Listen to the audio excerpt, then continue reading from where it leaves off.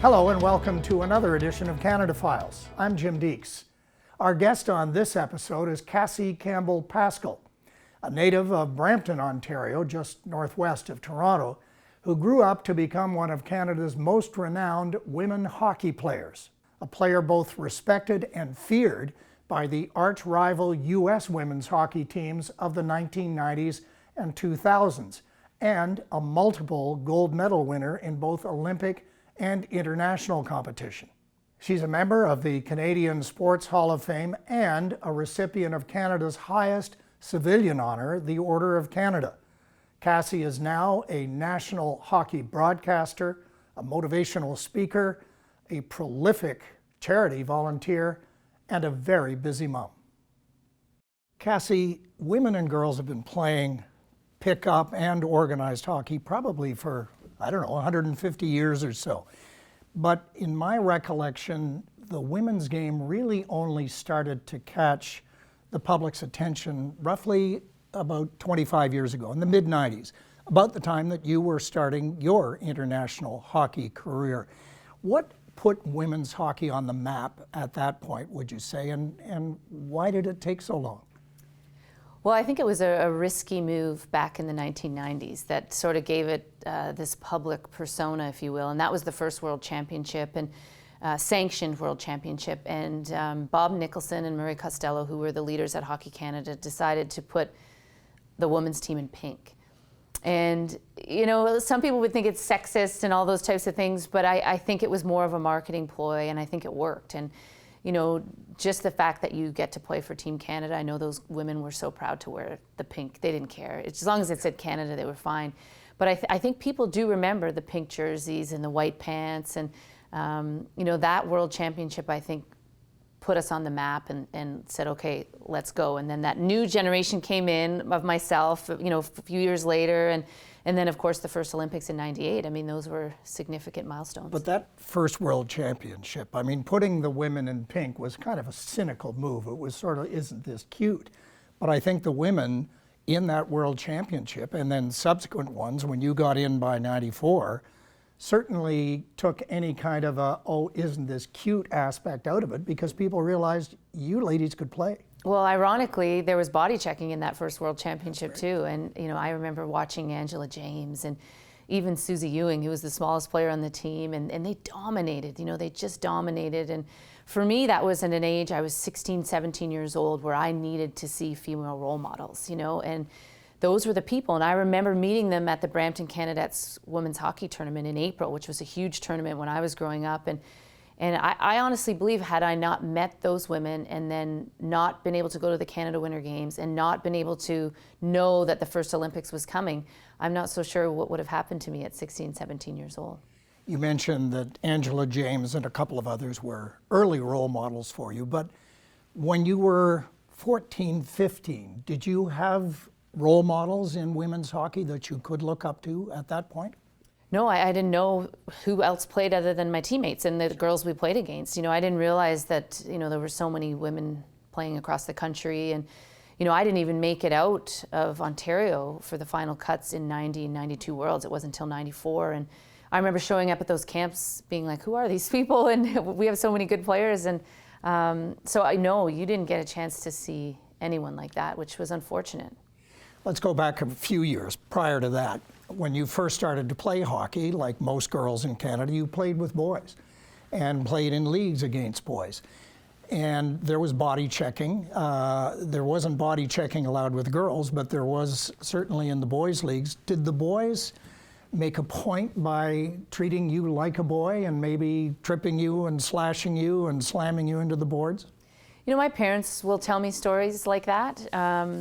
I'll be honest with you, I don't remember that. I just remember going on the ice and playing and loving the game and feeling like I belonged there and feeling like just because I was a girl didn't mean I shouldn't be playing hockey. You know, having said that, my very first year, you know, most of the boys didn't know I was a girl until the swimming party at the end of the year. And I showed up in a different bathing suit and I had a short haircut and, you know, showed up half dressed all the time. So, you know, as a kid, you don't pay attention to those things.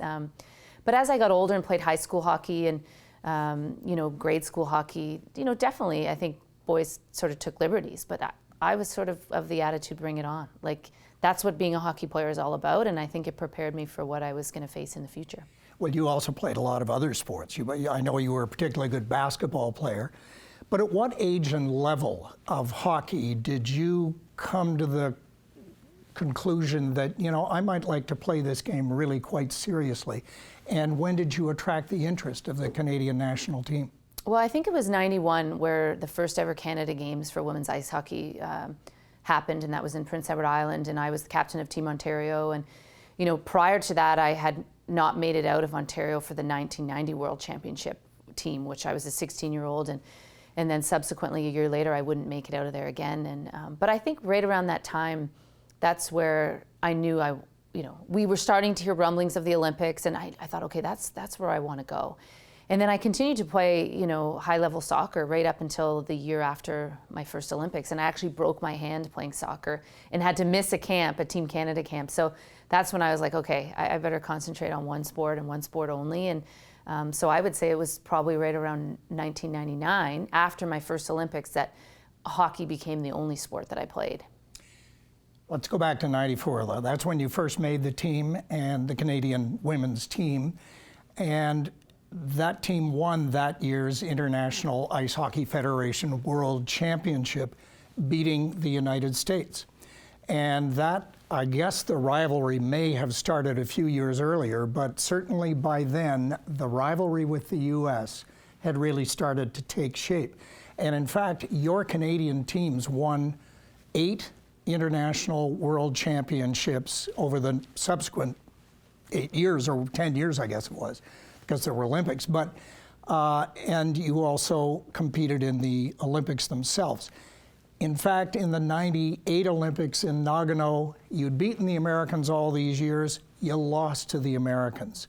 I won't ask you what happened in that game, but was that the most devastating loss of your career? Do you know, it's definitely, I still think about it. I still dream about it. Even you just bringing it up, you can tell it's still in there. And I think because, for me, that was the only chance for those 1990 girls, women, to win a gold medal at the Olympics, because it was going to change, and they were older, and this was the first year that it had been in the Olympics. And a lot of them hung on, and so you live with that feeling of that you've let that group down, and that doesn't go away. Let's talk about the rivalry. How deep did that distaste for each other go? Was it just on the ice, or was it also out of the arena as well? Oh no, we didn't like each other at all. And we didn't know each other. We had no idea who each other really were, because we didn't play together. We didn't play against each other during the regular season.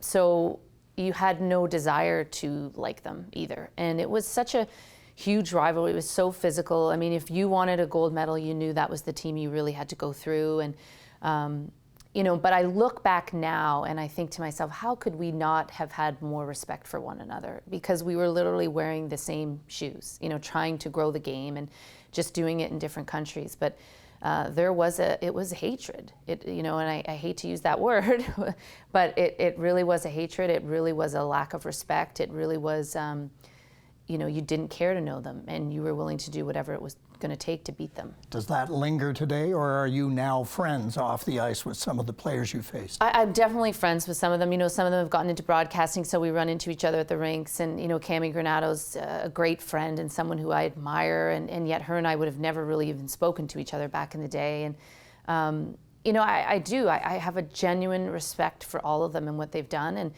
and what they did for the game in the United States. And, it's still bitter, though, for them to go into the U.S. Olympic Hall of Fame, the 98 Olympic team, and you see it on Twitter, and you're like, okay, well, congratulations, you guys. But, you're still bitter about the loss and the emotions that come with that loss. But I think the respect and the admiration for what they've done for the game and the friendships that developed over the years they're so important, and they're so valuable to me.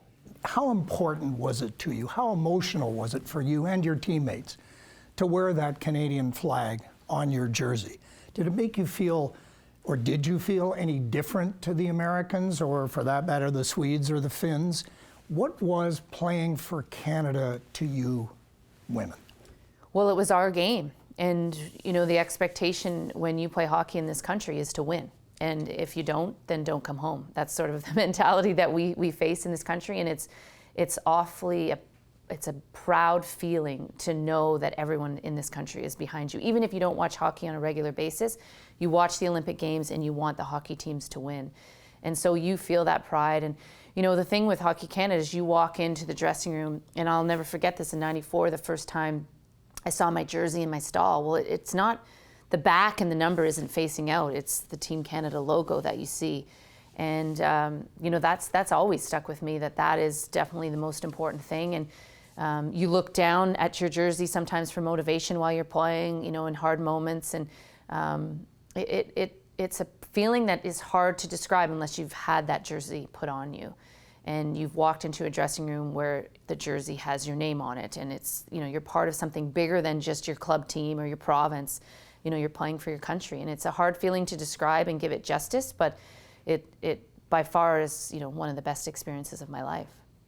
Okay, before we move on to your current career, I want to ask you a bunch of kind of quick questions about hockey, because you did end up with an amazing career. You won 6 international gold medals, 2 Olympic gold medals as the captain of the Canadian team. So you have a lot of experience and a lot to be very proud of. Who was the best woman player you ever saw? Oh boy. Well, I think Angela James growing up. When I saw her, I don't think there's anyone that's ever dominated the game physically like she could. I had a lot of respect for Jayna Hefford too. I just think Jayna Hefford is probably one of the most underrated players in the world. And the reason why is because, she could play first line, second line, third line, and make it a first line. And, she was such a low maintenance superstar. And, it's hard to answer this question because there's so many, like Cammy Granato, one of the smartest. And I should clarify for our American viewers who may not be aware of these names. Jayna Hefford and Angela James were both members of your team, your Canadian teams, and Cammy Granato was the captain of the American team. Great hockey player. Yeah, and I think the current captain now, Marie-Philippe Poulin, I honestly believe that, she's the best player to have ever played, and a great leader, and, hasn't had the success as a captain that maybe some of us have had in the past, but I don't think that's a reflection of her leadership. And, what these kids now can do on the ice, there's no one from my generation that can do what they did. And so those are the names that kind of stick out for me. Toughest opponent you ever faced? Angela Ruggiero. Angela Ruggiero was a U.S. defenseman and strong and tough, and she could play offense, and she was tough defensively. And, my job playing with Haley Wickenheiser and Danielle Goyette was to kind of get in there and make her life difficult and give them some space. And so I just found her really tough to play against, and I had so much respect for her and what she could do. And she had a meanness to her, which I admired, and I could give it back, and she could give it to me. And but definitely the toughest player I ever played against. Most exciting win of your career? It's funny. You're probably going to be surprised. It has nothing to do with Canada. It's, playing at the University of Guelph and winning a university championship in 1995. And we didn't have CIS or U Sport back then, so we could only win as far as Ontario. But I was the only national team player, and we beat a team, University of Toronto, who had like 7 or 8 national team players. And we were just a really good team, and we all got along, we had fun, and we worked hard, and that was probably one of my favorite wins. Most exciting goal you ever scored? You know what, I got 2 in that 1995 championship for the University of Guelph, so those are probably the 2 biggest goals that I scored. And for me, the 2000 Women's Worlds in Mississauga was, I played with Jayna Hefford, so that was pretty spectacular, and Jennifer Botterill, and we had some good offensive chemistry there. But I was the type of player that would pass on a breakaway. So to say that I would score big goals was probably a falsehood, but I'd probably get an assist on a big goal. Canada, unfortunately, has lost the last 5 World Championships and the last Olympic Games. Would you say now that the glory days are over?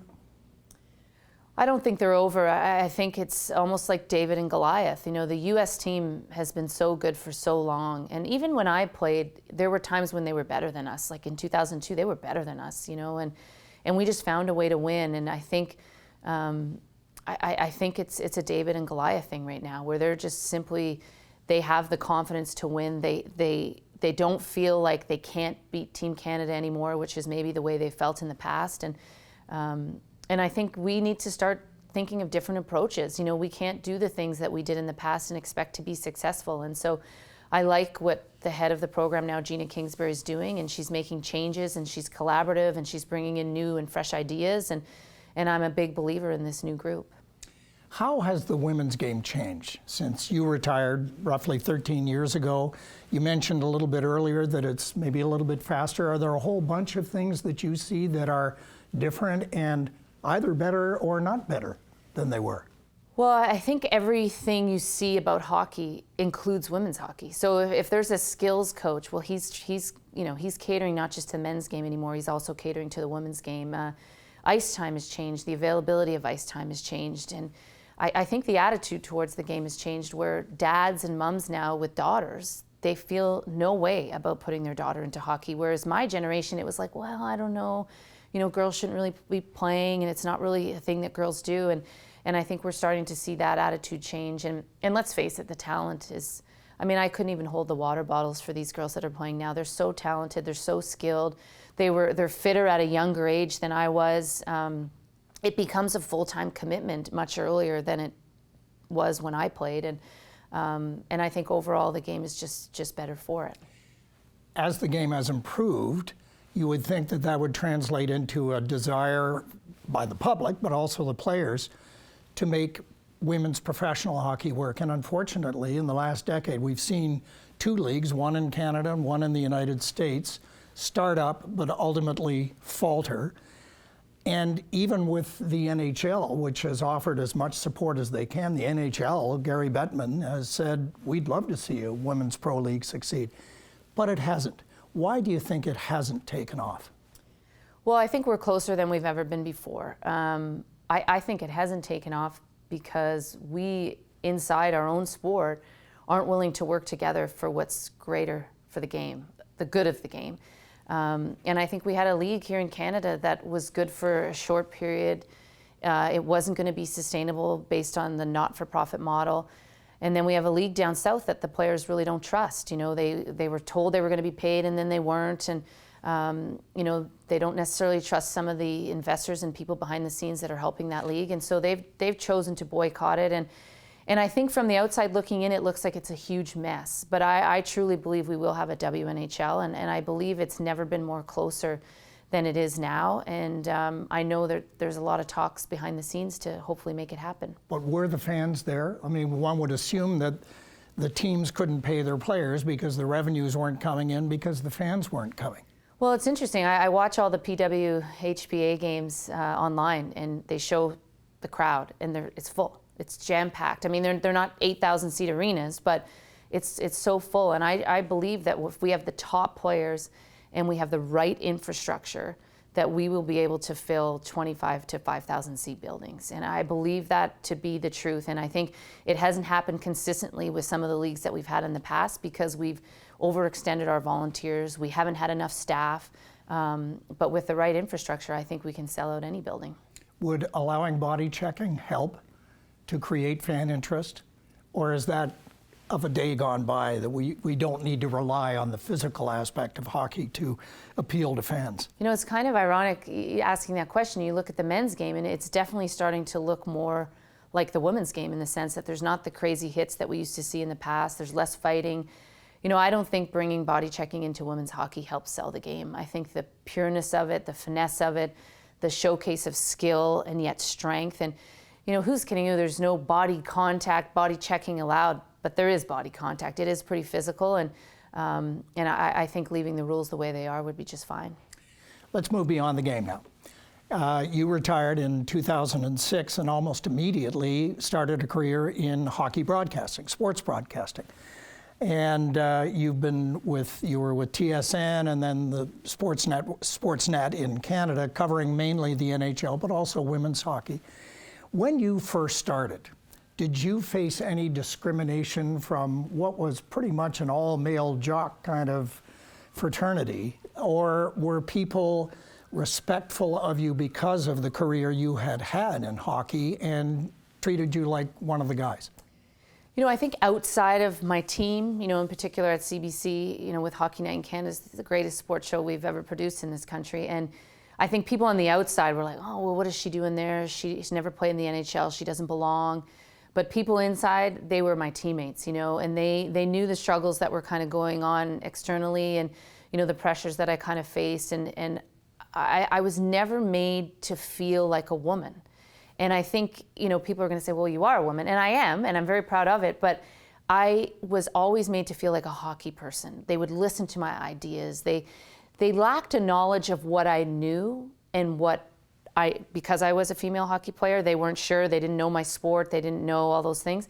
But they listened to me, and I think they valued my ideas. And I think that's the biggest compliment I can give my crew and my team over the years, is that honestly, I've never been made to feel like a woman. They invite me out for dinner with everyone, and they include me in everything. And I think that's all you can ask for. And they know that I work hard. And I think it doesn't matter if you're a man or a woman. If you show up every day and you work hard and you put in the work ethic and you treat people with respect, I think that'll come back to you. As a spectator now, and as an expert, which game do you prefer, the men's game or the women's game?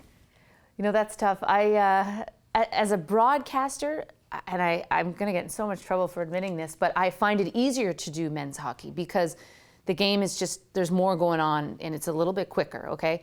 But with women's hockey, especially now that I've been out of it for so long, a lot of the players that I played with no longer play. So I can't rely on them as insiders, and I can't say, oh, well, I played with her, so this is her instincts, and this is how she is. I need to know more stories. So I find it takes a lot more to do women's hockey as far as research. So in that sense, I find it a little bit more difficult to do women's hockey. Well, of course, you're married to the assistant general manager of the Calgary Flames, Brad Pascal, so I suspect there was some diplomacy in that answer. Yeah. You and Brad have a 9-year-old daughter.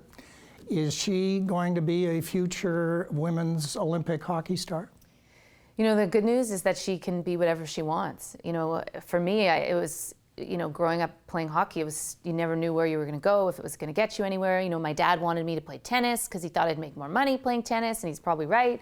But she has a choice. And yes, she does play hockey, and she seems to love it, and she loves the camaraderie and her teammates and everything that I think parents should value in minor sport.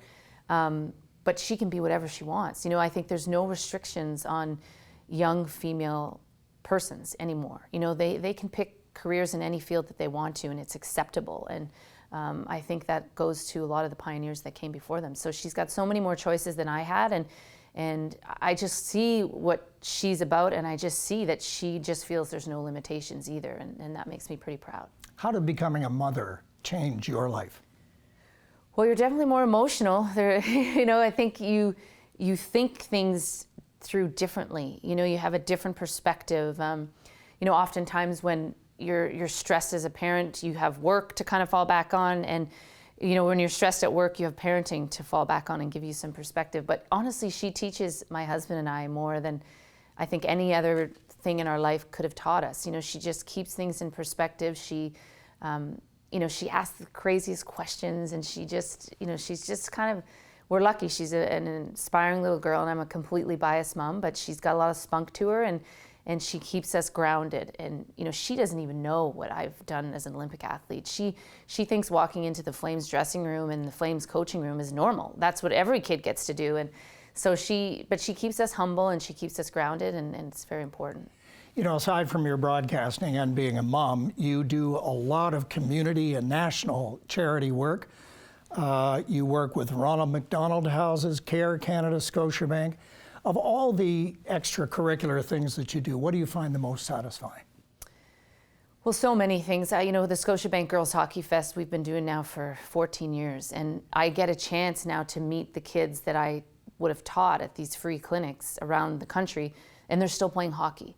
And I find that inspiring, that you met a little girl at 5, 6 years old, and 10 years later she's still playing. And that happened to me recently in Calgary, and that's a big impact. And doing Chevrolet Safe and Fun Hockey over the years with Bobby Orr and Mike Bossy, the same thing. You meet these little boys and girls that you taught umpteen years ago, and they're still playing, and they still love the game, and they remember that camp. And then the Ronald McDonald House, to me, I'm on the board of the Alberta Houses. And you get a chance to meet these families and to meet these kids and, what they're going through. And I have a picture of a little girl in my office, and her name is Madison Herlihy, and we lost her to cancer. But I just remember the way that she treated people, and her little sister, Sam, in particular. And, you know, she was getting sort of all the accolades and the fun events and things because she was the little girl with cancer. Can you imagine? And she always wanted to make sure that her sister was included and her family was included. And I just had so much respect for her, and we lost her, unfortunately, but I have a picture of her up in my office. And so you meet these courageous families and kids, and again, it's about perspective, and you know, reminds you kind of how fortunate you are and how important it is to give back. Cassie, that's a great place to stop. And we've run out of time anyway. Okay. So thank you so much for joining us on Canada Files. You're an inspiration to women across the country. Thanks for being with us. Thank you. And thank you for joining us on this edition of Canada Files. We hope you'll join us next time.